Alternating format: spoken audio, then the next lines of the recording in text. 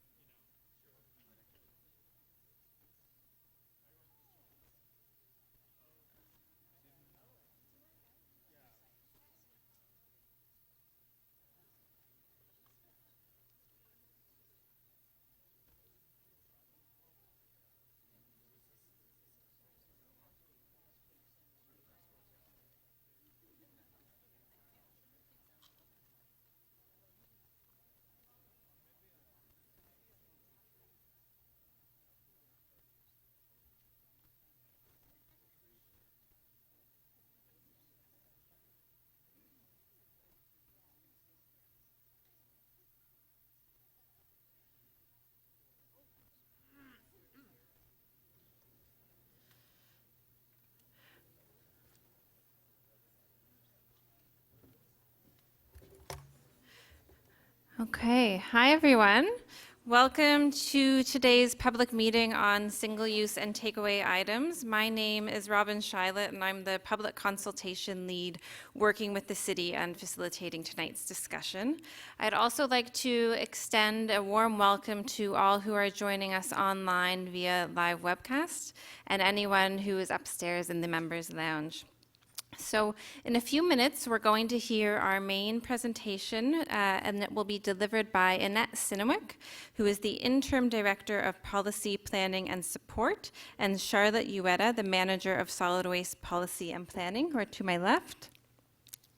And we'll also hear opening remarks from Matt Kelleher, who is the General Manager of Solid Waste Management Services, over here on my right.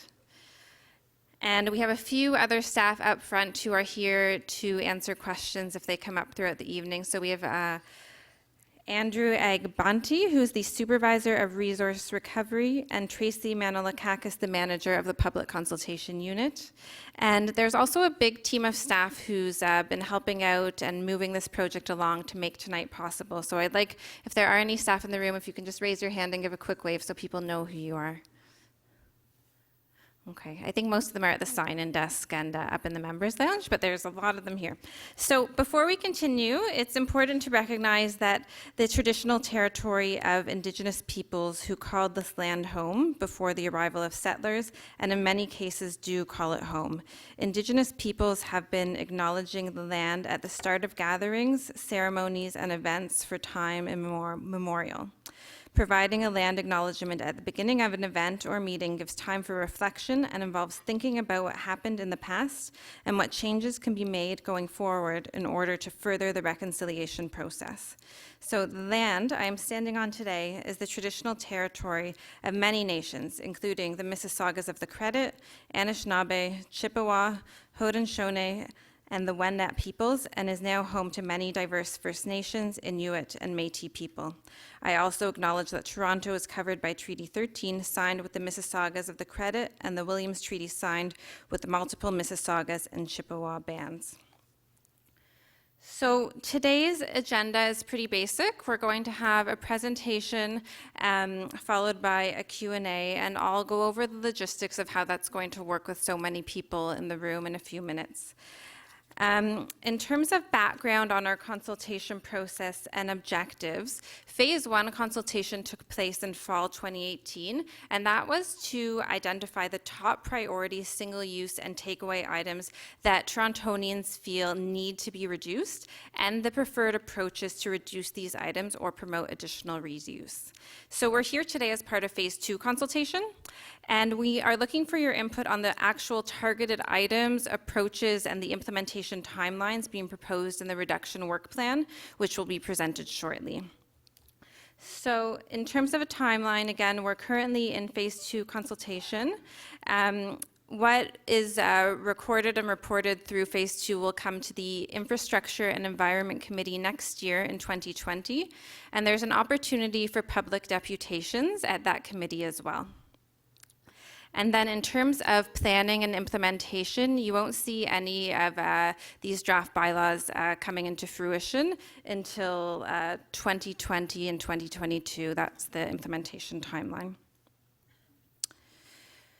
So our Phase 2 consultation period runs through to November 4th. We have numerous ways for people to get involved, starting with tonight's public event. It's also being broadcast on YouTube.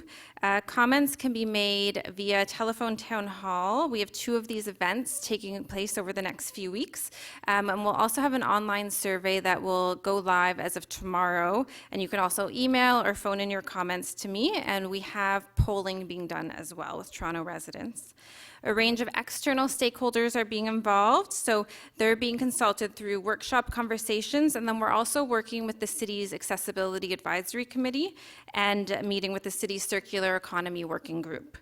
Internally, the project team is working with all city divisions and coordinating with corporate real estate management and sharing information through community development programs and networks. So I have to go through a few meeting guidelines in terms of how we make meetings run successfully. So information collected tonight is in accordance with the Municipal Freedom of Information and Protection of Privacy Act. So all comments received at the meeting and during the consultation period become part of the public record. However, personal information is kept private. We welcome and encourage your participation to ensure that everyone has the opportunity to participate fairly. We do comply with the city's human rights and harassment policy, which means that no form of discrimination, harassment is tolerated, ignored, or condoned. And in the event of non-compliance with this policy, you may be asked to leave the meeting immediately. This includes discrimination based on race, gender, ethnicity, religion, age, sexual orientation, disability, as well as harassment or threatening behavior towards other guests or city staff. A reminder that we're in an election period, so if there are any federal candidates here, political parties or third-party advertisers, you may not speak about your campaign or distribute materials tonight. And finally, if you are a lobbyist of the City of Toronto, please make sure that you register as well.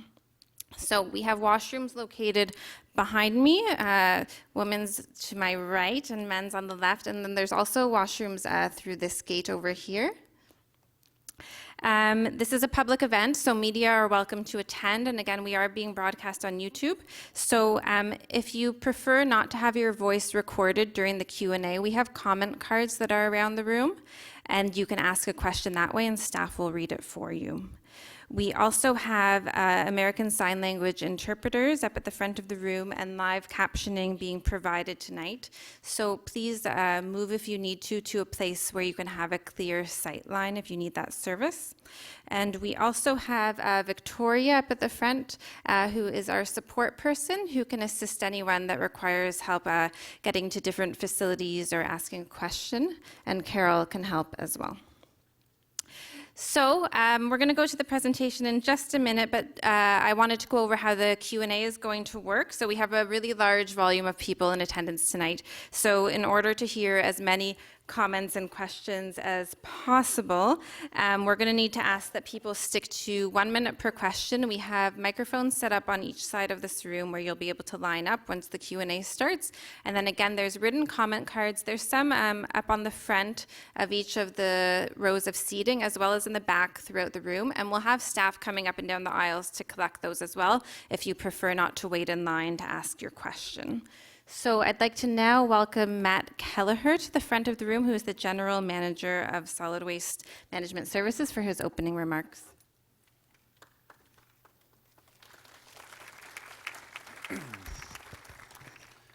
Good evening, everyone. Thank you very much for taking the time out of your schedules to come to this consultation. It's a sold-out room, so hopefully we have a lot of good feedback and information that's provided to staff in order to help us draft relevant bylaws and regulation for municipal council to take into consideration. I want to thank the staff in solid waste and our consultation unit and our legal department and our communications department for putting this event on. It took a lot of hard work and dedication from our teams, and we will definitely get a lot of very good feedback from everyone here and everyone that's watching through the webcast and throughout the public consultation phase, which runs from today until November 4th.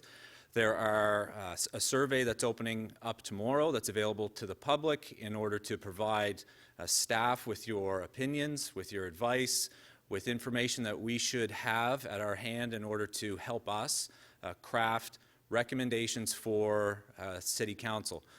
So it's a very important point that I want to make sure we all understand, everybody in this room and everybody that's watching, is that staff have not proposed or we're not fixed on a particular way forward. We are open and we are looking for information from the general public, from residents within the City of Toronto, businesses, community members, on the way forward with our single-use reduction strategy. We will take this information that we get over the next month and a half to 2 months during our consultation to help us craft recommendations for council. So we are open to all feedback, all information, and we have not made any decisions. So the information that's being put forward tonight, the proposals, are what we've been hearing through the previous consultation in phase 1, and we will build on that to hopefully reduce the amount of single-use items that are generated within the City of Toronto, that are managed by the City of Toronto, and we look forward to having a very open and honest consultation process with everyone here tonight. Thank you very much.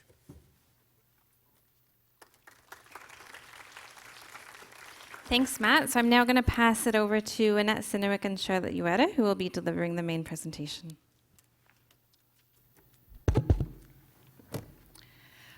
Another thank you to everyone for your participation this evening, both in person and online. To start off today's presentation, I wanted to set the context by acknowledging that where we're at today also supports the city's long-term waste management strategy. That is basically the city's master plan on guiding waste management activities and programs in the City of Toronto. It was approved by City Council in 2016. It took over 2 years to develop, with a lot of feedback from individuals and stakeholders. Over 8,000 people contributed to the development of the strategy. And the focus of the strategy really is heavily prioritizes reduction and reuse. So the work that we're doing here today and presenting on the single-use items and takeaway items reduction strategy supports the work of the long-term waste management strategy. This is just one of the activities within the long-term waste management strategy, and there's more information on the activities in the strategy online should you choose to want to know more information. Specifically, one recommendation in the long-term waste management strategy was to assess where greater waste reduction can be achieved through banning of certain packaging or materials, potentially imposing levies or mandating source separation, implementing disposal bans, and developing local EPR measures. So the strategy really set us up for some of the work that we're doing here today. I also wanted to mention that over the past year, City Council has requested staff to develop a single-use and takeaway items reduction strategy in addition to the long-term waste management master plan. So specifically, this slide provides the specific Council motion direction verbatim from July 2018. So I'll just read that out. So Council asked us to develop a work plan aimed at reducing single-use items or takeaway packaging by consulting with the public. We knew that developing a strategy was not going to be done in isolation of getting feedback and making this a Toronto solution, both by residents, business, and other stakeholders within the city, and also guests and visitors to our city. They also asked us to specifically look at policies that addressed how plastic straws are provided and distributed within the City of Toronto, and also, again, to support that fulsome and full engagement with affected businesses, community health groups, their organizations, and basically do very intensive consultation prior to coming back with a full reduction strategy. And we did present some information back in May of this year on some of the phase 1 consultation that I'll get into details later on. It's also important to let you all know that we'll be continuing to monitor any actions that are taking place at a federal or provincial level. So whatever the city is doing, we want to make sure that we are not contravening or frustrating any mandates that might be coming down from those other two orders of government. We have been having direct connections with both the province and the federal government on the strategy that we're putting forward. We're also speaking to other jurisdictions, both nationally and within Canada and other major cities across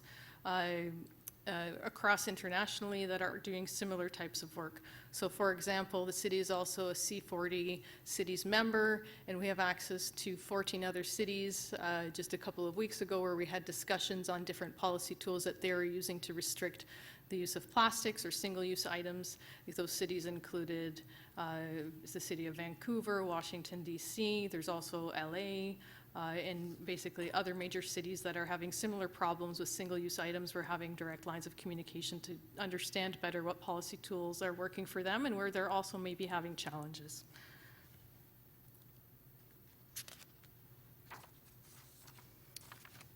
This next part of the presentation will highlight what we're referring to when we use the term single-use and takeaway items. We'll also highlight high-level goals of the reduction strategy and the importance of equity and accessibility considerations in developing a reduction strategy for Toronto. Basically, some of you may have already been with us on the phase 1 journey, but I don't want to assume that, so I want to reiterate what some of these information pieces were. So, single-use items, for the purpose of our reduction strategy, are defined as a single-use or takeaway item or any product that is designed for a single use. And after that, it's basically has no other purpose. So it's disposed of into either the garbage, the blue bin, or the green bin. So that product has been designed not for durability, but just for that main primary purpose. So whether it be a coffee cup, whether it be a straw, whether it be a plastic or paper bag, mainly that product has been designed for a single-use purpose. What about a meat tray? I'm just going to continue the presentation, okay? We can leave the Q&As till later. Thank you. So the goal of the strategy, again, speaking to both the goals in our waste management strategy, and I think most of you are familiar with, we're looking at the waste reduction hierarchy. So we want to focus with reducing, reusing, and then finally working towards the end of that pyramid. But for the purpose of our reduction strategy, we're looking at waste reduction. I keep on saying the word reduction over and over. We are not looking for material substitution. So we're not looking for an item to switch materials and then all of a sudden we've satisfied that goal. We're looking at not having these items enter the waste management system, looking for behavior changes that we can all make to reduce the environmental impact of these items potentially leaking into our natural environments and ending up as litter.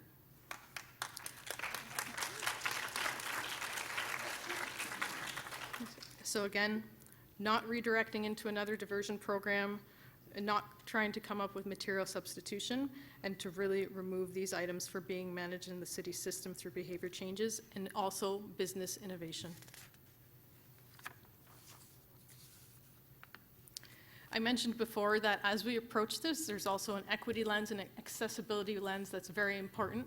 We live in a city that many of you may know or may not know, but we have our motto is diversity is our strength, and it's something that's very important to Torontonians. Through the development of the reduction strategy, we want to ensure that equity and accessibility considerations are identified, addressed wherever possible. So examples of some of the equity concerns or implications that have been identified to date include access to food and civic engagement and community participation. So what I mean when I say access to food, we know that single-use items and takeaway items directly support how people may have access to food, and for some cases, people with disabilities may require access to some of these items in order to eat or drink. Also, people on low income may be negatively impacted by any future bylaw requirements, should they have to incur additional charges. So those are things that we have heard, and we'd like to hear more if in case there's additional impacts that we haven't yet considered. The city has an equity tool lens that we'll be using as well, so after we get feedback on your comments, we'll be looking through a final reduction strategy prior to presenting that back to The Infrastructure Environment Committee and City Council will be taking our proposed strategy and putting it through our equity tool and access tool. Other examples of accessibility considerations that we heard was that plastic straws, sorry, I was just asked to slow down a bit. Plastic straws are vital for some individuals living for disability and various levels of ability, maybe mobility reasons. Bendable straws at times are required for eating and drinking. Coffee lids often provide an additional safety measure for some people with accessibility issues. And also, some of these items may be required for medical, health, and sanitary reasons. And also, they are also used for packaging for prepared meals, for example, in shelters and food programs. Accessibility and inclusivity considerations are also a component of this round of consultation. We've worked with the public consultation to make all of our events accessible to the public. We'll also be working with the City of Toronto Accessibility Office and the Toronto Accessibility Advisory Committee, presenting some of the same information that you have here today. And again, I'd like to underscore that we'd like to hear from you on any additional equity and accessibility considerations that you may be faced with, and so that we can incorporate that into Toronto's single-use items and takeaway reduction strategy. This next part of the presentation summarizes Phase 1 consultation activities and results. Again, this will just be a summary, and I wanted to point out a lot of this information is also available online. That was in the report from May of this year. We've also made a number of the supporting documents that summary report was based off, AODA accessible, also available on open data, so all of this information is available should you require or should you want to go more in depth.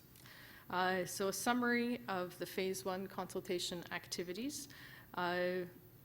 The Phase 1 consultation took place in the fall of 2018, and we wanted to thank the public and everyone here today and online, and anyone that may have participated in the fall's consultation in helping shape the Toronto's reduction strategy to date.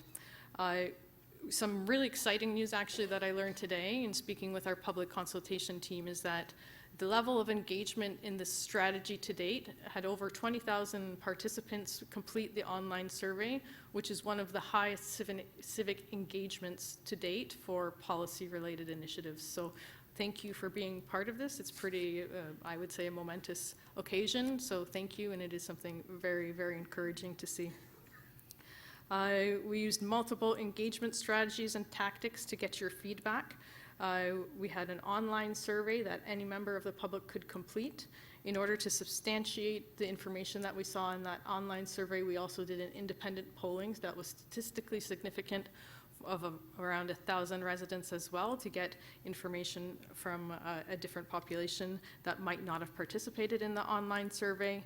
We also had similar events that we're having in this phase. So we held a public event, a webcast, webinars, 4 specific stakeholder meeting, and then we also had direct communication to over 7,000 email holders.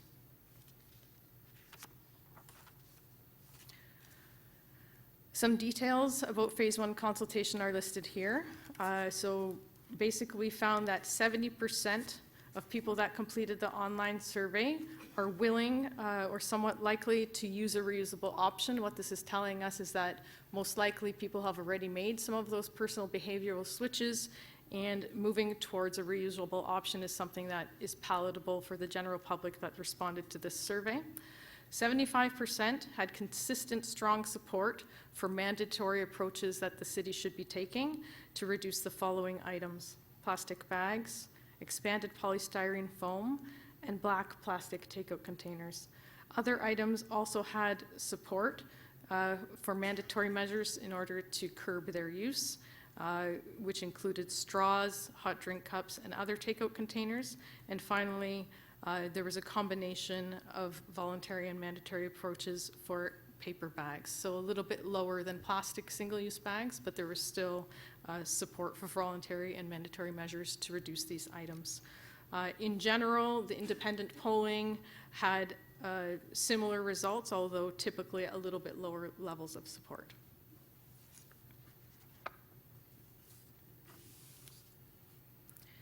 As mentioned previously, accessible considerations are important for staff to know in as we develop the reductions strategy.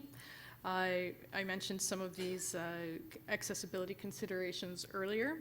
And also I mentioned that we are going to be applying the equity lens tool to review the final reduction strategy prior to it going to committee and council. Other things that we heard is that if we do go forward with promoting a reduction strategy, making sure that we consider ways to make any information accessible by using Braille, large text, or contrasting colors. So for example, if we were to have a poster potentially to advertise voluntary measures, can we make that more noticeable using large text and contrasting colors rather than maybe a fancier design that might not be accessible to people with visibility issues? And again, we look forward to getting more feedback on accessibility issues during this phase of consultation as well.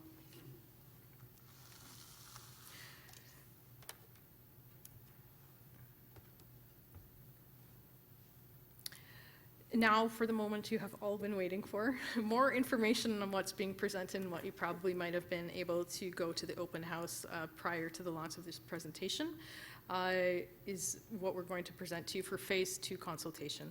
So Charlotte Ueda will present to you a list of the proposed items that we're looking at, as well as potential approaches being considered, and finally timelines for planning and implementation.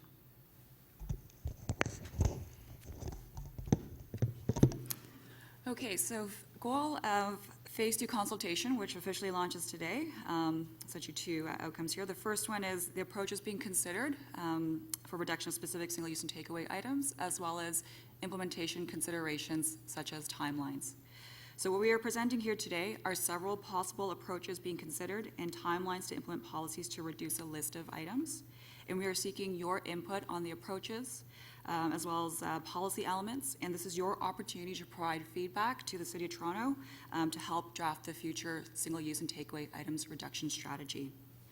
So I'm just going to go over the phase 2 consultation activities. So again, as we mentioned, the survey opens tomorrow and will be open until November 4th. There are several ways for members of the audience, members on watching us on the webcast, stakeholders, Toronto residents, businesses, so on and so forth. There are public events, the telephone town halls where you can register to participate and learn more about the items that we're proposing, as well as the approaches, as well as 2 dedicated stakeholder meetings. We'll be engaging with stakeholders across various sectors to get their feedback and input as how it would impact them or what sort of considerations that we would have to take to note how the bylaws may roll out in their sector.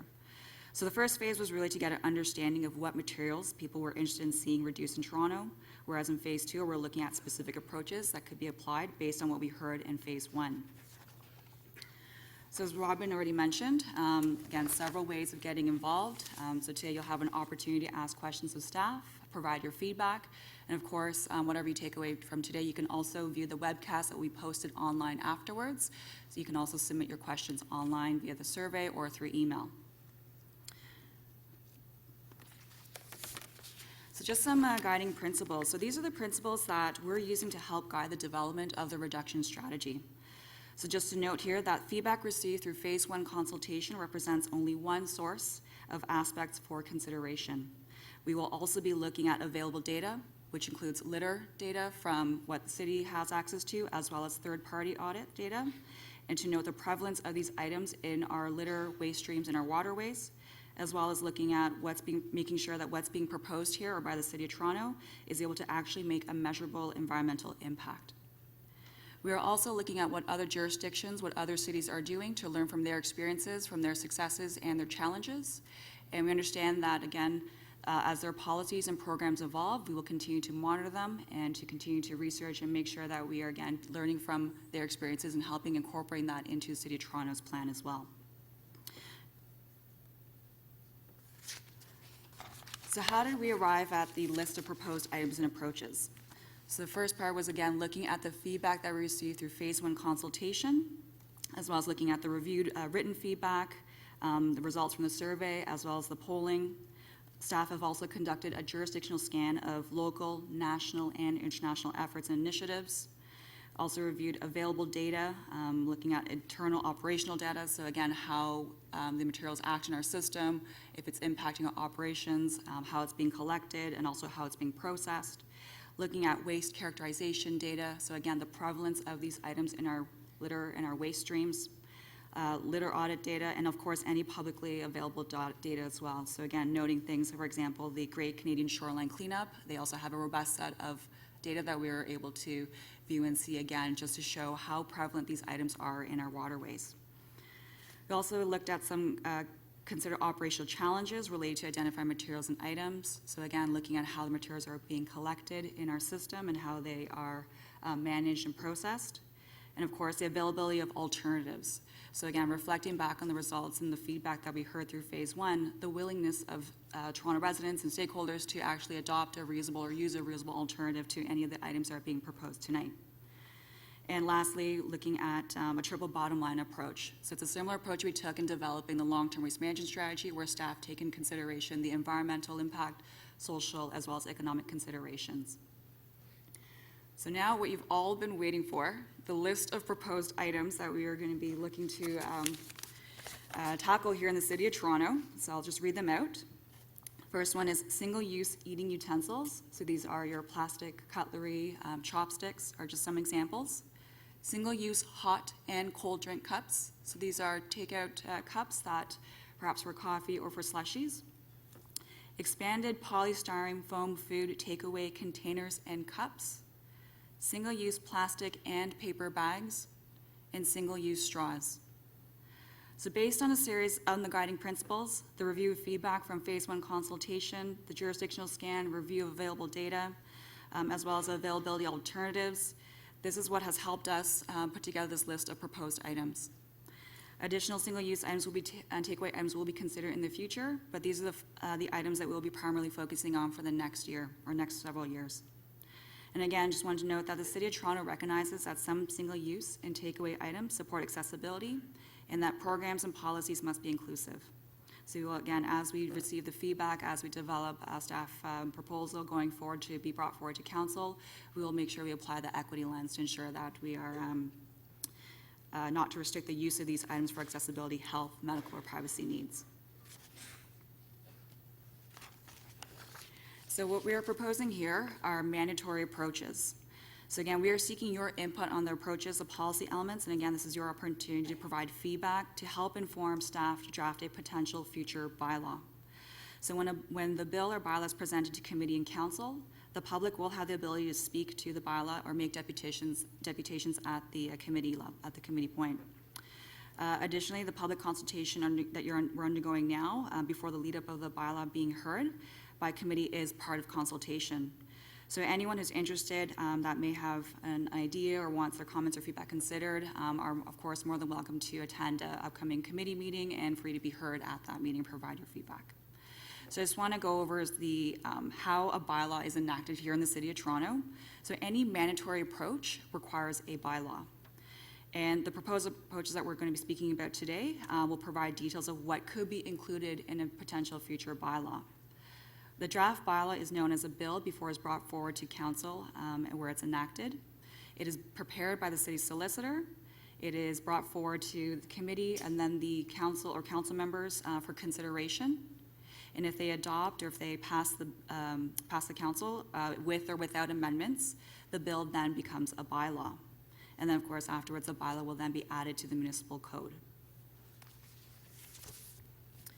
So now I'm going to be going into the types of bylaws that we'll be looking or considering for this single-use and takeaway reduction strategy. The first bylaw that we are considering here today is a by request or ask first bylaw. And this requires single-use eating utensils and straws to be distributed only upon confirmation of the customer requesting one. So what this could look like is the customers can either ask for the item or the staff member will be prompted to ask each customer if they would like to receive either a eating utensil or a straw. Businesses may be restricted in keeping these items from public access, so they would have to place it behind a counter, somewhere where members of the public would not be able to easily access it without being asked first. Delivery services may be required to include this confirmation when the individual is placing an order online as to whether they would like to receive some eating utensils or a straw with their order. And again, just ensuring that the bylaw would ensure that there's no adverse effects on individuals living with accessibility disabilities. The second bylaw that we're considering is the fee. So this would require business to charge customers a fee per single-use hot or cold drink cup or a single-use plastic or paper bag. This fee would apply at any businesses or that distributes these items, and this would apply to each single-use items.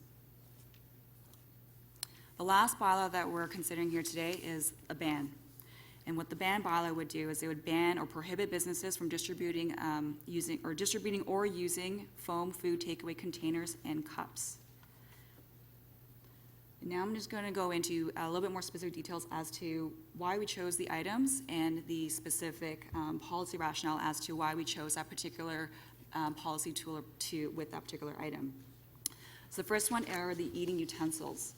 So just from what we heard through phase 1 consultation, eating utensils are, it's actually on the Great Canadian Shore Cleanup's Toronto's Dirty Dozen list. It's actually 12th on the list. Operationally, these items cannot be recycled effectively at a recycling facility. And they're also listed on the preliminary list of items to be targeted for reduction by the federal government. And so why are we suggesting a by request or ask first bylaw? So from phase 1 consultation, we heard that over or close to 70% of respondents felt that the main reason for why they were, I guess, consuming or generating this item was because they were given this item without being asked first.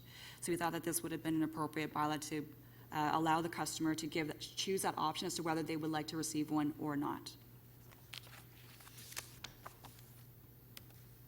Single-use straws is a very common litter item. They appear 5th on Toronto's, the 2017 Toronto Dirty Dozen list from the Great Canadian Shoreline Cleanup.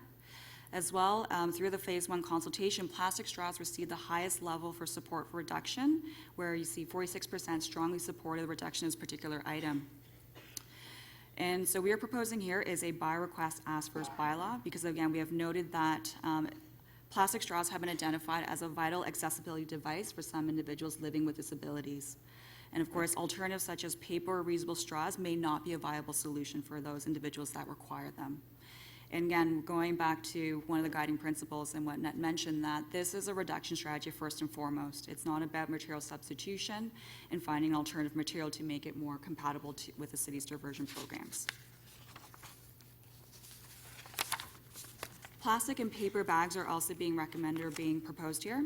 Plastic bags are a common litter item. Many Canadian cities and other jurisdictions internationally have also implemented different variations of bylaws, whether it be a fee or a ban, to restrict the distribution of these single-use plastic bags. Paper bags are also commonly found in our litter stream as well.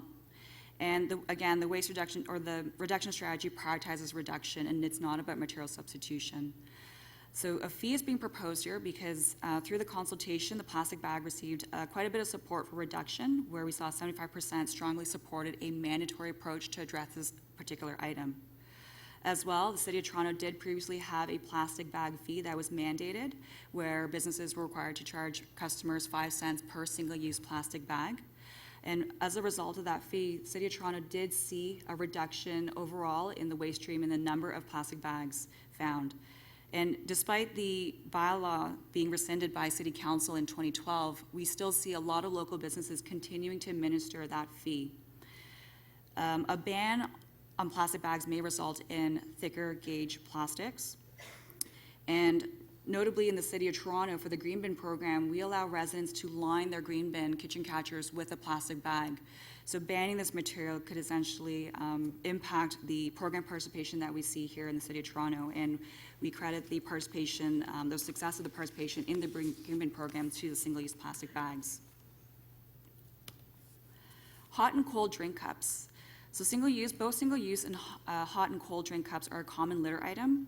Operationally, neither items or both items cannot be recycled in the City of Toronto's Blue Bin Recycling Program. The only exception to that is the plastic cold drink cup.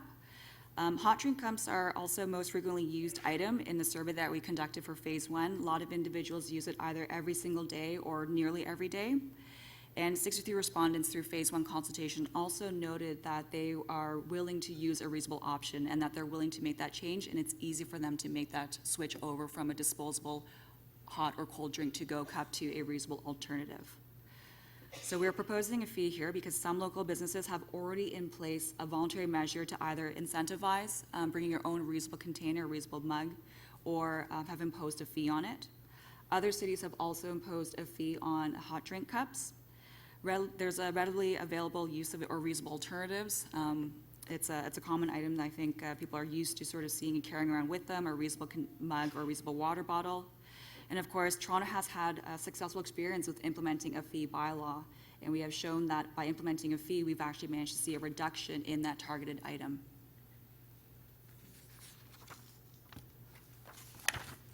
For the foam food and takeaway containers, there are readily available alternative containers for single use, whether it be another plastic durable container or a reusable container. Operationally, although this item is acceptable in the City of Toronto's Blue Bin recycling program, it is very challenging to collect because it breaks into smaller pieces. It's very light, as well as there are challenges in finding sustainable markets to process and market this particular item. Foam food takeaway containers and cups and bits and pieces of foam is a common common item not just found in our litter stream, but also in our waterways. And notably here, based on the Great Canadian Shoreline Cleanup, it also appears as number 8 on the Toronto Dirty Dozen list. In phase 1, this received strong support for reduction from respondents, so 84%, and respondents felt that this is an item that should be reduced, and that was matched with the response we saw in the polling as well.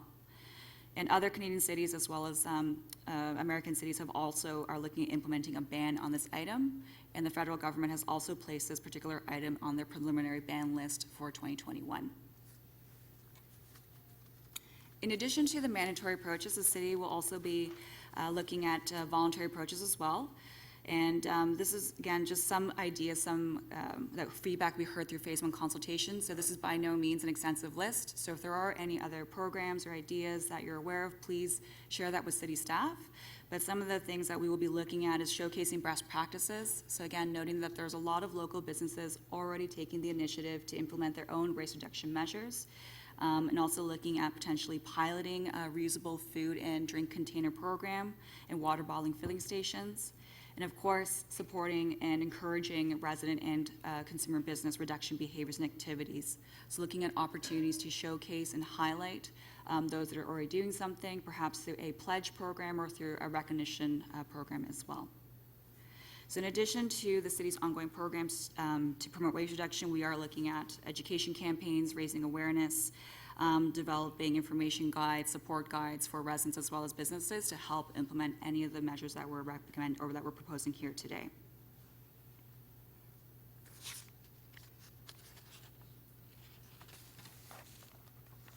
So why a comprehensive waste reduction strategy? So as I mentioned before, these items are prevalent in our litter, in our waste, in our waterways. So single-use eating utensils from the Toronto Great Canadian Shoreline Cleanup, there are over 2,000 pieces found in 2007 along Toronto waterways. Foam takeaway containers and cups, based on our single-family household audits, there is over 85 million units of these items generated annually, and that's just for single-family homes.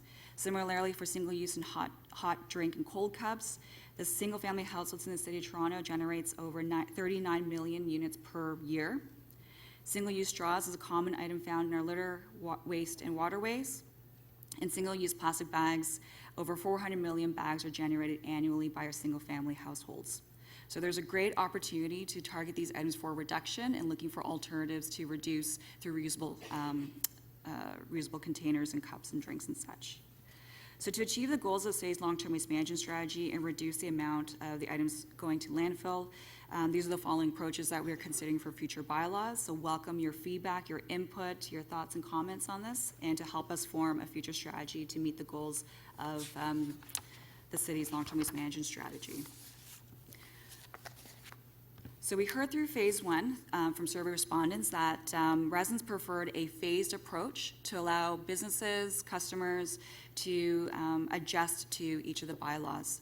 So we're proposing essentially starting from 2021, looking at implementing a ask first buy request bylaw for the eating utensils. Again, we felt that this would be easier one to implement first over the straws. Again, the straws, we'll look at it from 2022, where the bylaw will be implemented, again, knowing the accessibility components with that.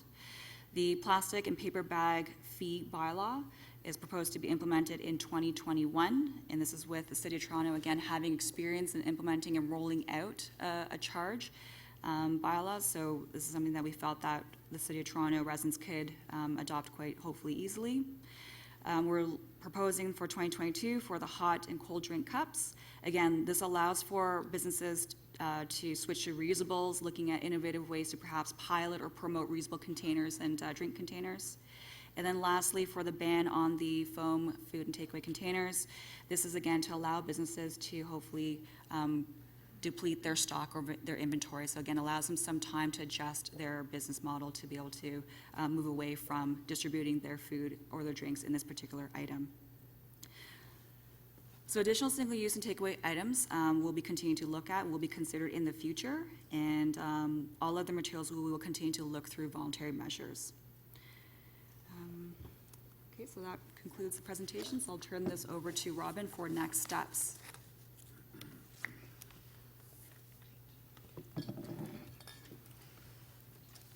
Okay, thanks, Charlotte and Annette. So just a few reminders in terms of where we are again in consultation. So we're here for phase 2. There will be a report to the Infrastructure and Environment Committee next year, at which time there is an opportunity to depute. That report will include the proposed timelines for implementation, the resources and budget required, promotion and educational supports, voluntary approaches, as well as the development of metrics and any future programs.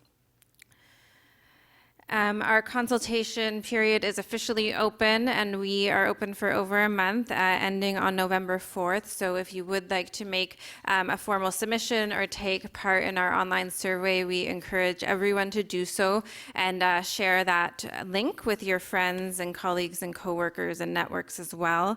It will be online as of tomorrow at toronto.ca/single-use.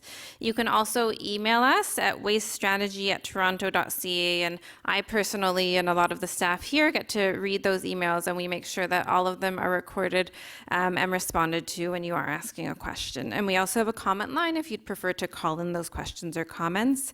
And if you do have people in your lives that weren't able to make it here tonight but do want to take part in consultation, we have 2 telephone town halls going on October 10th and 24th, and you can sign up for those also on the website. So we're going to move to our Q&A. Can I get Kat and Emily to move down to the front? Great. So I'm just going to go over again how the Q&A is going to work. So we have 2 microphones on each side of the room. And Magosha, can you wave your hand, is going to be at one of them. And we have Stephanie, who will be helping out at the other one, and she'll make her way down shortly. So we're going to ask that people line up at the microphones if you would like to ask questions in just a minute. If you don't want to make your way to a microphone, we have comment cards throughout the room, and you can write down your questions and comments, and those will get read out at front by Kat and Emily. And Dan and Sumantra, do you mind just raising your hand so people can see you if they have a question, a comment card to pass in? Dan and Sumantra will collect those from you. So we're going to go between the microphones for the Q&A as well as the written cards. If you need assistance asking a question or writing down a comment, just flag us down, and Carol or Vicky will come over to help with that. I do need to ask that people try to keep comments and questions brief. There's a lot of people in the room, so if you can try to stick around the 1-minute mark. We have timers that we're able to use if we need to, but I'm hopeful that we'll get to as many of you as possible. I also really need to ask that you try to keep your questions and comments in scope. So we're looking for questions and comments around the actual bylaws that are being discussed, the implementation timelines, feedback on those. We know that people really love talking about waste and garbage in Toronto. So if you have general questions about your garbage collection, the garbage chute in your building, what goes where, those kinds of things, we need to ask for you to hold off on those questions and comments, and there's staff who can speak with you about them afterwards. So I think we're ready, and we have a question with Magosha or a comment. Yep, you can go first. Hi there. Thank you very much. I'm actually really interested in what you're doing here. One of the things that I was wondering about is, when it comes to cups, the possibility of doing the reward and the punishment. So not just the fee for taking the single-use cup, but also the payment of a reward if you bring your reusable mug, and then there's a neutral cost if you stayed in that coffee shop, for example, and used one of their mugs. I've seen this in London. It seemed very effective. The other thing, too, is regarding the cutlery, wondering if it's possible to do a phased approach with starting with the ask first and then eventually heading towards a fee, because I think that would be something that works well. Lastly, talking about shoreline cleanups, it would be wonderful if you can address cigarette butts. Okay, great. Thank you. So we had three kind of questions and comments there. So the first one was about cups and incentives as well as disincentives and how they complemented each other. A second one about the cutlery and what's being proposed, and then a third comment about the cigarette butts. With regards to the cups, the incentive or the voluntary measures would be up to the business, so the city wouldn't be putting in any mandatory requirements to offer the incentive. That would be up to the business. So they could choose to kind of complement the offset of the fee plus the incentive to stay and consume the beverage inside or bring your own mug. With regards to cutlery, that's good feedback. So if we hear lots of feedback with regarding, maybe there's a phased approach where we would have the ask first for cutlery and eventually move to a stronger fee should that approach not be working, or should we require to have a fee rather than an ask first bylaw. That's good feedback to get during this phase of consultation. What's interesting is we haven't trialed the ask first request bylaw, so I think we do want to see how that works. We also want to get a good idea of the baseline measure of how that kind of works, and we can understand whether or not we need to pivot and kind of adjust as we go along. And the last one with regards to cigarette butts, point well taken, so we'll be sure to include that as a list of items that was mentioned during this consultation to be addressed. Thank you. Mention one thing about the cigarette butts, Sure. which is we have all seen cigarette packages that say you're going to die if you smoke this, and I think everyone knows that. I would love to see the packaging also say littering this is a crime, because I see this is the most littered item everywhere. People only litter the thing on fire. Okay, thank you very much. So we're going to move now to a written question. And just a reminder, if people can keep their questions and comments focused on one topic, that would be great, so we can get to as many people as possible. Okay, so Emily or Kat, do you have a written question ready? Why was black plastic not one of the items that we're proposing to address in this strategy, since it's not recyclable in Toronto? So right now we're focusing on the foam takeaway containers, and there are also other reusable containers that we can use in lieu of the foam containers. So black plastics, as well as other colored plastic food takeaway containers, will be considered in future years. So right now we're focusing on the item that we felt that was strongly supported through consultation, as well as through polling, as well as looking at other jurisdictions that have successfully implemented bans, and that for future years we'll be looking at, again, allowing businesses to innovate through potentially piloting reusable to-go food containers, looking for other alternatives where, again, encouraging residents to bring their own reusable containers to the food outlets. So that's, again, an item that we will be looking in future years, along with not just black colored plastics, but all other plastic takeaway food containers as well. Thanks, Charlotte. So we're going to go over to Stephanie's microphone now. Yeah. Hi there. Can you hear me? Is this on? Yeah, just come a bit closer so you're speaking right into the mic. Thank you. A little taller. Hi there. So thank you so much, first of all, to everyone being here. I think it's really important to have these conversations. One question, one suggestion. Plastic bags in the stores, really my pet peeve. The stores that do charge 5 cents is laughable. I've seen people just go like, give me 20, give me 10. Why don't we increase? Thank you. Let's make it 10, 15. I'd like to see $1. Obviously, that's impossible. Let's just make it a little more expensive. And second part of this question, why aren't some stores even charging? So when you mentioned that you're going for the fee, How are you implementing that all stores charge that? Because I've seen some people just take 50 bags for free for whatever reason. So that's the question. Plastic bags, why not more expensive, and why not even charged at some places? And one suggestion is, I walked into a dollar store, and right off the bat there was a poster saying, we care about the environment, that's why we charge for bags. I think getting everyone on board to understand we have a common goal in place and get the community to understand we're doing that. Can the city maybe implement a little bit more into advertising, into bus shelters, TV, radio? Hey, Toronto, we're doing great together. Let's do more. Let's do together. I think that will help a lot of the citizens come together, understand, and get a lot of more buy-in into those. Okay, thank you very much, and thank you for keeping it right under our minute 30 mark. So the first question was on plastic bags, and if there's a way to really up that fee from 5 cents. Another question about how can we ask stores to implement these fees or policies in a more consistent way. And then we also heard a bit about that educational and advertising campaign and interest in what solid waste is doing there. Thank you for your questions and comments. With regards to the plastic bags and increasing the fees, right now, I just want to be clear that the City of Toronto does not have a mandatory bylaw that requires retailers to actually charge a fee. Some retailers that are continuing to do so are doing that as a voluntary measure that they've decided to continue. We did have a plastic bag fee that was rescinded in 2012. It was 5 cents. One of the things to note is in the online survey, since we are proposing a mandatory fee on the distribution of plastic and paper bags, we actually will be able to give you participants the option of a sliding scale on how much you feel the fees should be in order to get the behavior change that we're seeking. So that's part of this phase of consultation, is to help us determine what the threshold for that fee should be. And then the common goal of advertising suggestions, that's again excellent feedback.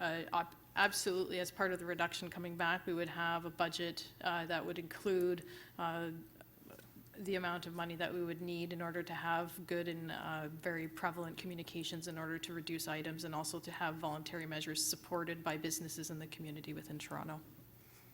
Thanks. So we're going to go to one of our written questions again.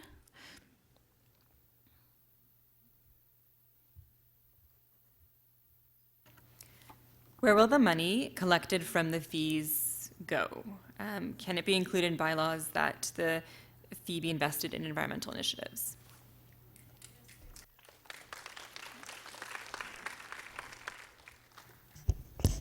Yeah, so any bylaw that would say mandate or require customers to pay a fee for that single-use item goes back to the retailers. Under our authority, City of Toronto, we don't have the ability to collect that money. That could be perceived as taking a tax, but we can encourage that they reinvest or donate that into a waste reduction or environmental initiative. Thank you. Okay, so we're going to go over to this microphone. Here. Hi. I was wondering, this seems like it's mostly focused on retailers. Will these bylaws be mandating other organizations who don't necessarily use the City of Toronto waste management services, like private buildings or hospitals or? Great. So who will these bylaws apply to?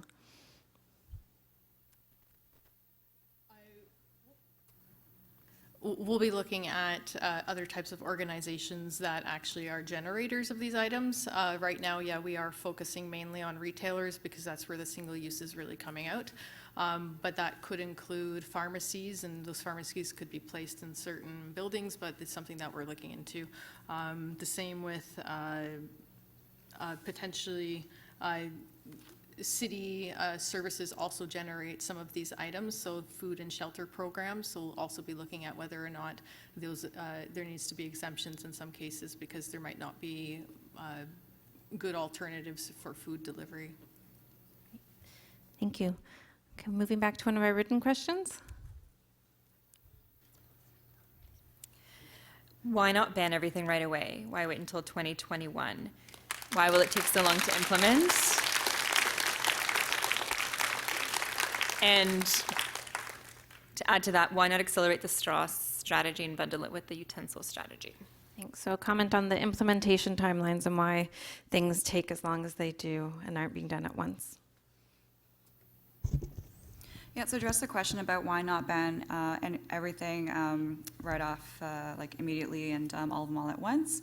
So again, just kind of reflecting the feedback that we heard through phase one, that generally the respondents from the survey and the polling want to see more of a phased approach, and also noted that some items had a stronger support for something like a harder mechanism, like some of the written comments received noted that certain items were generally supported with a ban, whereas other ones, they were supported with things like fees or by request bylaws. So again, we're just trying to reflect some of the comments we heard through phase one, as well as noting things that there's a preference that was indicated to kind of allow customers, businesses, anyone that might be impacted to adjust to the bylaws being in place rather than having all of the bylaws being implemented in 1 year. But of course, that's the feedback that we're asking for respondents in the survey, as well as for stakeholders, to provide that back to the City of Toronto in terms of helping us to prioritize which bylaw they would like to see implemented first.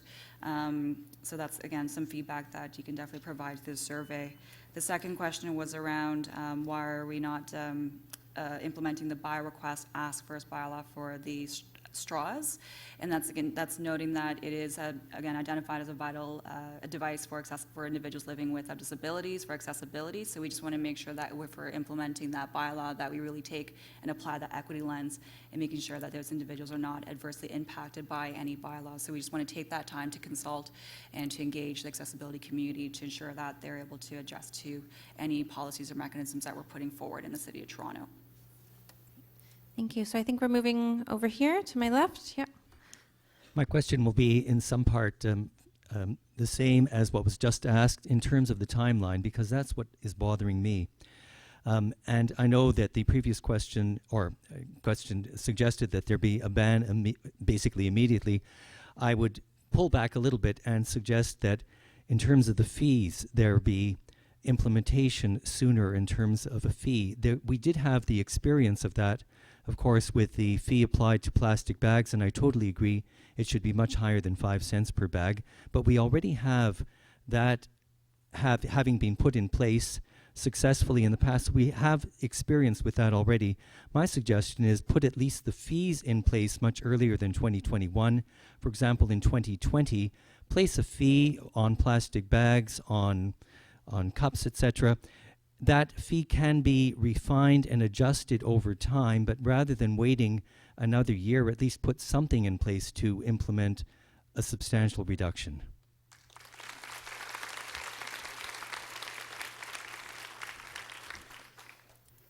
Thank you for that feedback, and just to reiterate what Charlotte mentioned as well, in the online survey you'll actually be able to sequence should you feel like you need to reprioritize some of the proposed items or proposed strategies to reduce some of these items, so you'll have that ability. Another thing, just to be completely transparent, is that it takes time in order to develop some of these policy tools. So right now we're consulting. This phase would close November 4th, and from then, if we have just as strong participation as we had in phase one, it will take some significant time and resources to go through those comments in order to develop the final proposed reduction strategy for committee and council, and then go through those phases.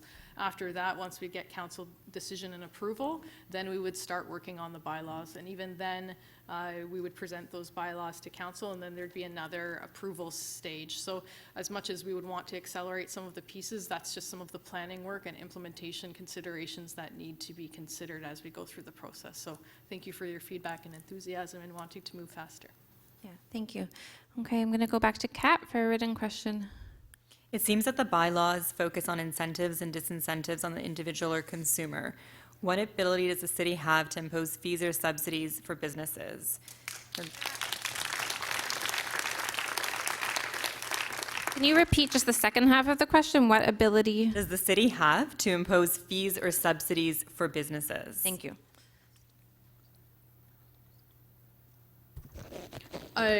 So without having drafted the bylaw yet, I think my response to that would be bylaws are meant to be enforced. So that could be something that we could look at potentially is basically what is that enforcement mechanism.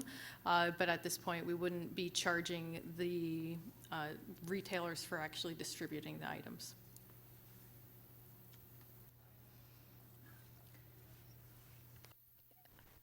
Does that answer the question? Can you talk a little bit just about the City of Toronto Act? I think that would apply.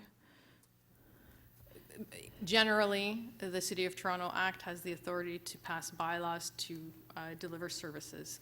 So without having the bylaw written and drafted, I can't give you the details of how that works yet, but we would rely on the City of Toronto Act in order to create those bylaws.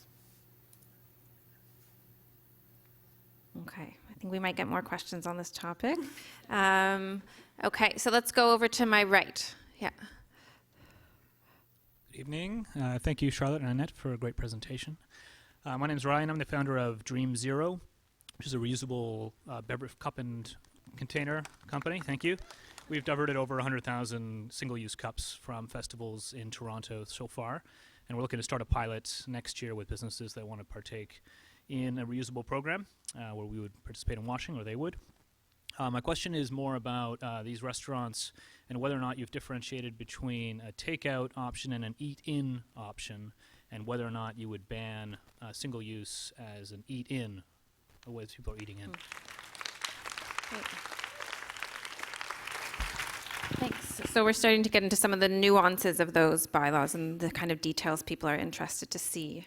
Right, and those are, so I think, some of the questions and the conversations we'll be having at our stakeholder meetings, where we'll be engaging representatives, organizations of those sectors, so restaurant, as well as food, commercial establishments and businesses, to again just get a better understanding of, let's say, if we were to implement a bylaw, how would it impact any internal operations that they may have or their business operations. So again, if it's a location that uses takeaway containers to where the food's still consumed on site. Again, not sure how many businesses will be impacted by that or how would they be impacted by that, but that's a conversation, discussion we'll be having with the stakeholders to get a better understanding of how that might change or what challenges that may present them. So don't have the answers right now because again, the bylaw hasn't been drafted, but those little, the nuances will be, I guess, sought through feedback and consultation through this round, taken into consideration before we come back with a proposal for committee and council for their approval next year. Thank you. Yeah, Kat? Will there be a specific focus on compostable or biodegradable plastics? Because the city cannot process these and businesses are unaware of this fact, how do we hold manufacturers and retailers responsible for this false communication?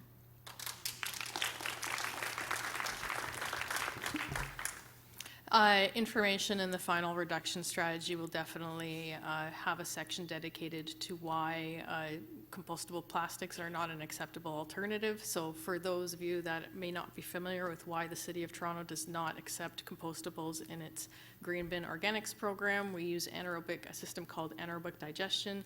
So those systems are primarily designed to process food waste as basically purpose-built industrial scale composting systems. As part of those systems, they actually remove anything that looks or behaves like plastic. So the use of those items would likely just have them be taken out and directed to landfill anyways. There's also unknown information on how they contribute to biogas. So the city's also looking at generating biogas from the anaerobic digestion of its green bin organics waste. That biogas has value. We're looking at cleaning that up so that we can fuel some of our waste collection vehicles. Compostable items and that plastic feedstock has unknown biogas value, as well as we don't know how that would actually amend soil either. So typically organic food product that is in the green bin can also be made into compost. So compostable plastics have questionable merits on whether or not they can actually be applied to land value as well. Thanks. So it sounds like some of that educational component around biodegradable plastics will definitely be included as part of the reduction strategy. Okay, so I think we were over here on my left. Hi, thank you very much. I have two short questions. One is that if the city is looking into incentivize third-party projects like Dream Zero, they're directly putting like reducing waste as their goal. And the other thing is if the city is looking into a deposit scheme for plastic bottles, which works perfectly in Europe for decades for all kinds of Coke and water, especially water bottles. It's a definitive reduced solution. And just one very small suggestion, I think if something is an environmental issue, the city shouldn't try to please people. The city should try to act as quick as possible.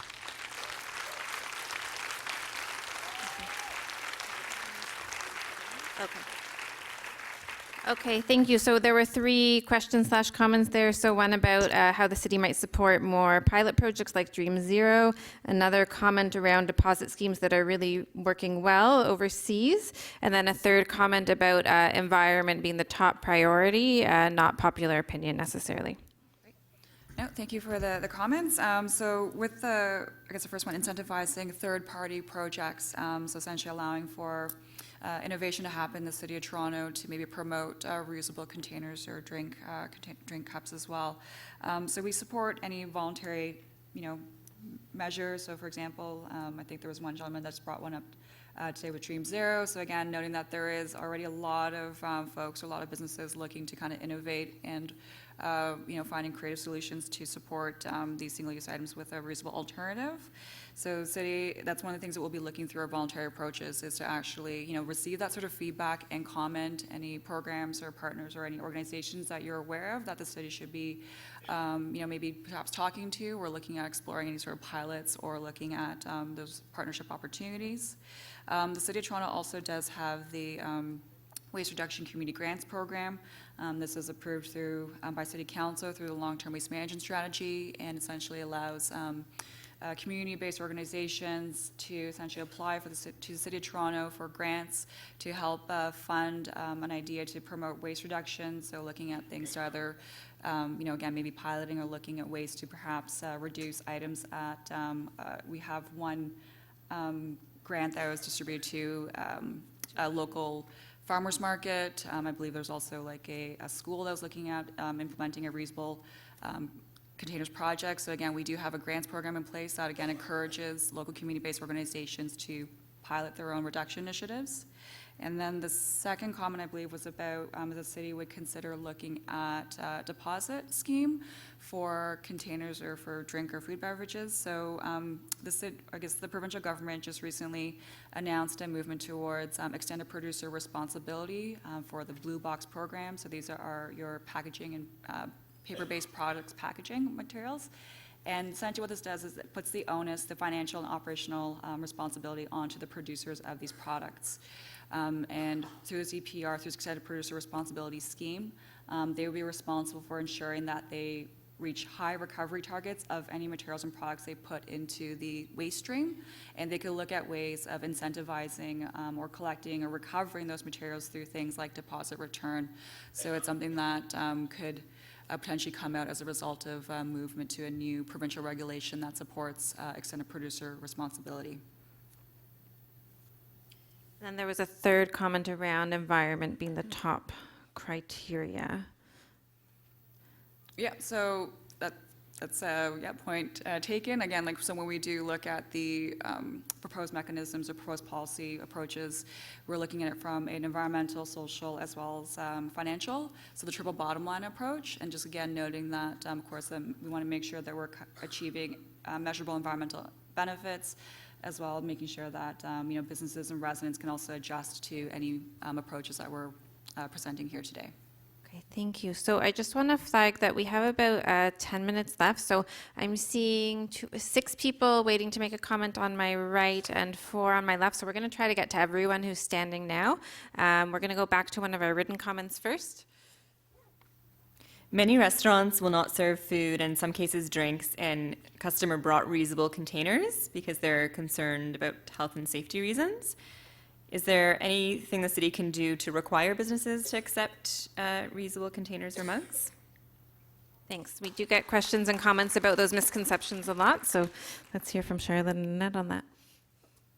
As part of this consultation, we're definitely speaking with Toronto Public Health. Right now, there's no reason why establishments cannot offer a reusable alternative. It is really up to the business establishment. So we can look at that potentially with legal. Unfortunately, at this point, businesses have the ability to do that, but it is at their discretion. Thank you. Okay, let's go over to my right. Yeah. Hi, my name is Kat. I'll keep this quick.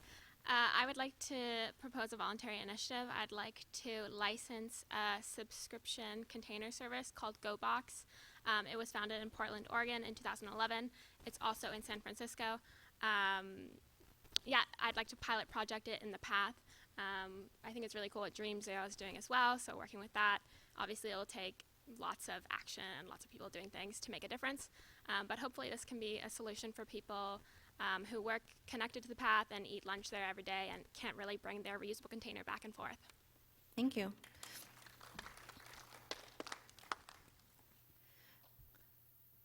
Okay, so just a reminder that we are recording all of the comments and questions. So sometimes comments don't necessarily have an answer, but we're definitely recording it. And if you do have suggestions like a pilot project, you can also send those into the wastestrategy@toronto.ca. So let's go over back to the middle for a written comment.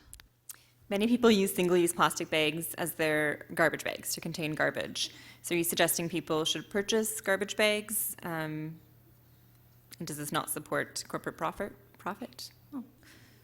Interesting, great question. So about that replacement and what we're going to do.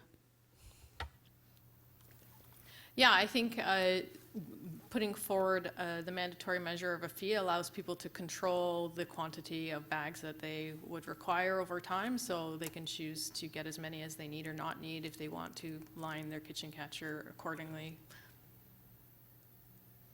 Thank you. Okay, and back over to my left. Hi, thank you for this consultation.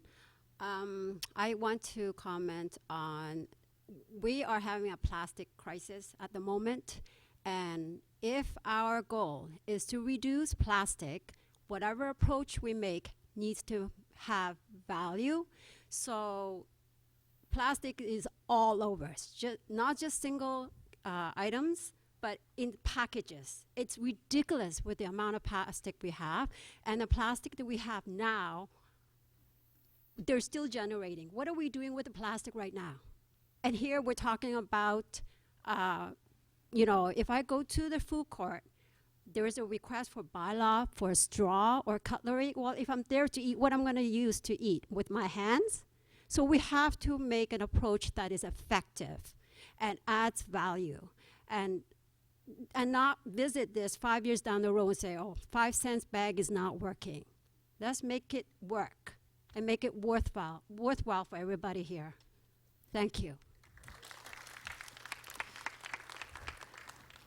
Thanks. So starting to hear some of that interest in materials that are outside of the bylaws that are on the table in front of us tonight. Yeah, so with regards to addressing like not just single-use, plastic takeaway and single-use takeaway items, but looking at all the other plastic items in the stream. So again, just going back to the provincial direction to move towards extended producer responsibility. Producers and manufacturers of those plastic items are in the best position to make changes to their manufacturing processes, to their product designs, to minimize the amount of natural resources being used to create that product, as well as if they have the ability or if they are required to manage it at the end of the stream, hopefully they'll kind of take into consideration their design of their products so that when it is collected at the end, that it can actually be reincorporated back into the remanufacturing of their products.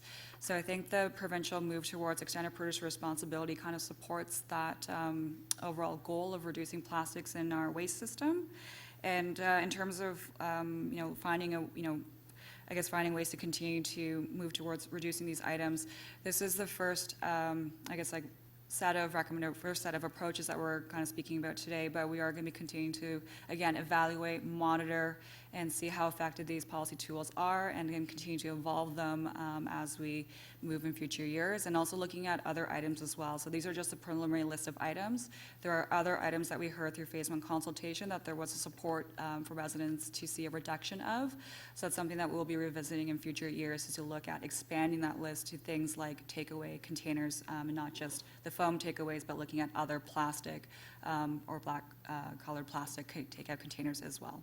Okay, thank you. So we have about 5 minutes left. So I think moving forward, if you have a comment that's not a question, we'll just listen to it and make sure it's recorded, and then we'll just have Charlotte and Annette respond to the questions that are being asked. So we'll go back to the middle now from Kat.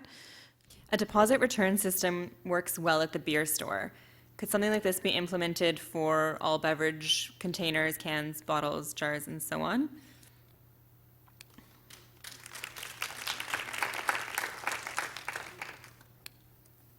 It's definitely something that we consider. However, it would be difficult to implement because we have people coming into work. We have people, basically Toronto borders are difficult to control in that way. So if there was a product to come that you had to pay 5 cents in Toronto but not 5 cents in Mississauga, then that'd be difficult to administer and would be better suited to more of a broader program, whether that be nationally or provincially. So unlikely that we would be looking at that kind of option in the near term.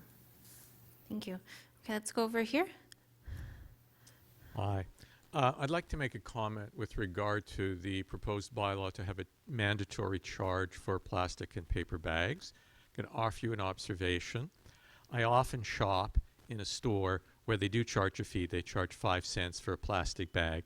And my observation is that at least 80% of the customers take a plastic bag, but the manner in which they take it is they are asked, do you need a bag? And they say yes. There is no mention of the 5 cent fee, and hardly anyone ever looks at their receipt to see that they've been charged 5 cents. So I think it will be important to make it very obvious that there is going to be a fee, and that perhaps the cashiers be required to say, would you like to have a bag? It will be 5 cents for your bag. That's great. That's a great suggestion. Thank you very much. So going back to the middle, I'm just going to try to move as quickly as possible now for the sake of time. Could bylaws have items be exempt? For instance, like restricting animals, but permitting service animals, so those with disabilities requiring those items be exempt? Yeah, so in the survey, that's going to be open, going live tomorrow, there's an opportunity to provide that feedback. So if you feel that there is either a particular a business or perhaps organization or perhaps an activity that you feel could be or should be exempted in the bylaw, that's the feedback that we're looking through this round of consultation. Great. Thank you. And over here. Hi, I just wanted to say that I have an issue with the fee on the plastic bags and the cups because you're basically telling the rich that they can litter, and I don't really agree with that idea, and that we need more of a behavior change rather than just allowing this effluence of the affluent. Thank you. Great. Okay. We'll come back to the middle now. Do you have another question ready? Or we'll go to the microphones. Okay, so let's take a question over here. Yeah. Hi. What is the timeline on a proposal to phase out the distribution and sale of single-use plastic bottles of water in the city? I would think that many were found on the shoreline cleanup. This measure also may include an overhaul of municipal water fountains and a public education campaign. Thank you.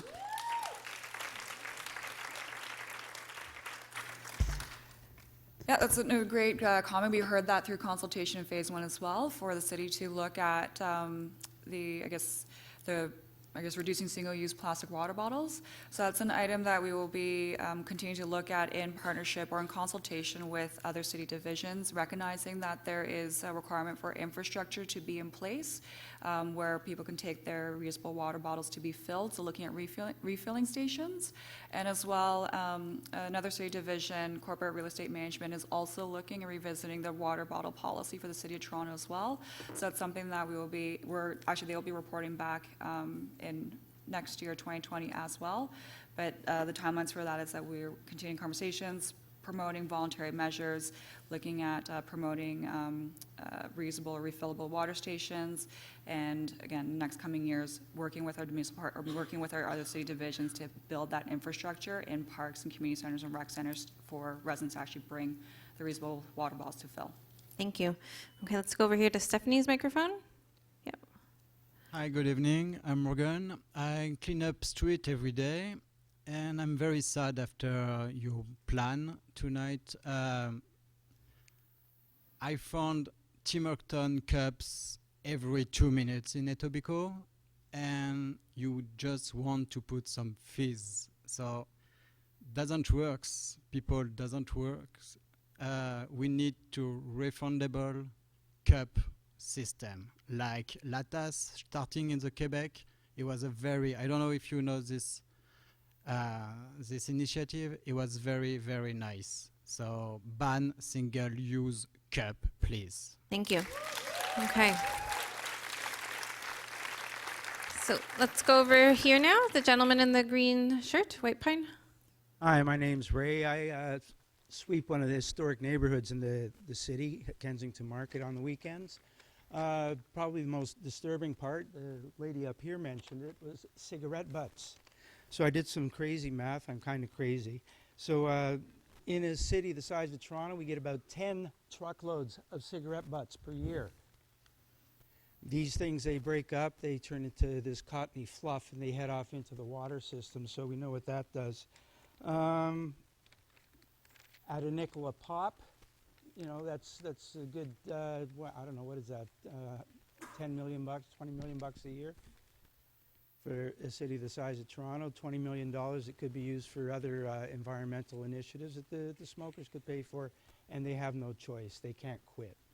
So at $5 a pop for a cigarette, and we'll leave it at that. Thank you very much. Thank you. Great.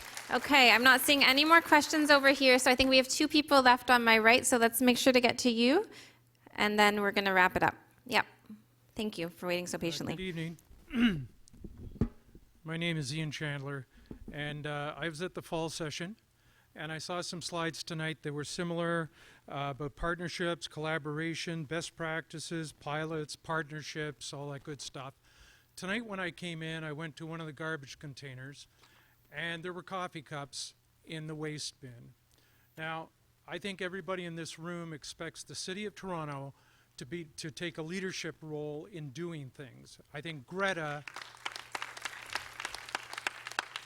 if she was here, would say, do it. As somebody said tonight, act now. Now, in May, I brought a proposal to the City of Toronto to recycle coffee cups and to do a pilot project in only one of the 436 buildings that the City of Toronto owns and administers. And not only within the building, but a single department even.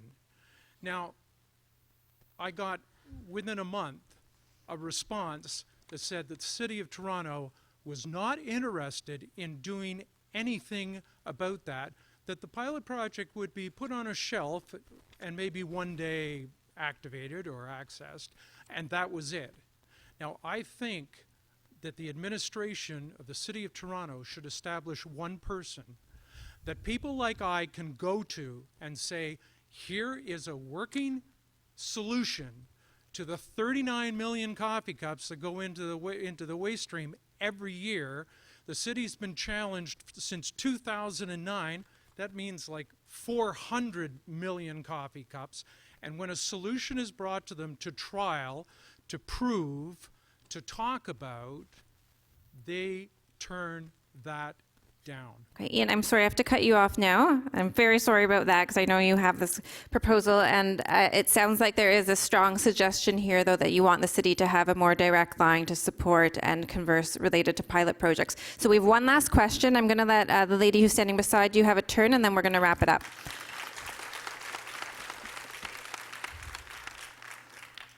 Hi, I think banning the styrofoam containers is great, but what's to prevent the businesses from replacing those styrofoam containers with something worse, like the black plastic containers, and what's to make them switch to the truly compostable cardboard containers? Thank you.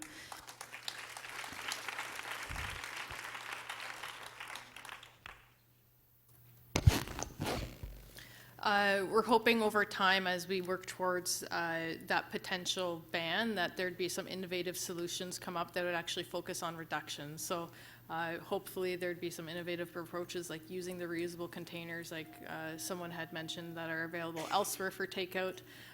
Charlotte and I do actually have a couple of pieces here that we've been able to gather from around the world that basically, has worked in small-scale pilots. We're hoping that Toronto businesses can take a similar approach and the city can approach to support them perhaps through our community waste reduction grants. So for an example, here's a reusable cup that was used in a fast food service industry. So basically in a small zone that you could get your coffee to go in one of these and then you could drop it off in a central location. Those cups were cleaned and then reused in a common area. Another example is a reusable container here. Often they have these now at some universities even, so to cut down on single-use foam or takeout containers. So we're hoping that this is kind of the way that businesses will go in the future to reduce waste first. Make it mandatory.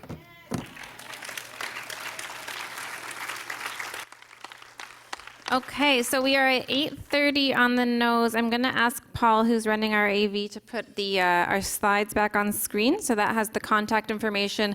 So our survey is going live tomorrow. Please take some time to fill it out, send it around to your friends, submit your feedback. And thanks everyone for coming out tonight and sharing your comments with us. Have a great night.